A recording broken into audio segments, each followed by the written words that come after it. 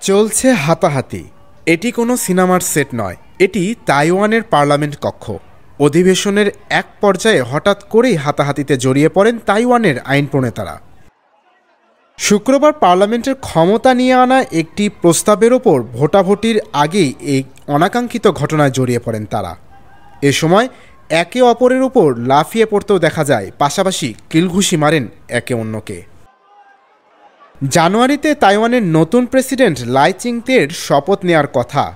লাই নিজে বিজয়ী হলেও পার্লামেন্টের সংখ্যাগরিষ্ঠতা হারিয়েছে তার দল ডিপিপি। বিরোধী দল পার্লামেন্টে মিথ্যা বিবৃতি দেওয়ার জন্য দায়ী কর্মকর্তাদের অপরাধী করা এবং সরকারের ওপর পার্লামেন্টের অধিকতর ক্ষমতা নিয়ে একটি প্রস্তাব এনেছে। এই প্রস্তাবের ওপর ভোটের আগেই পার্লামেন্টের সরকারি দল ও বিরোধী দলের আইন প্রণেতারা সংঘাতে জড়িয়ে পড়েন।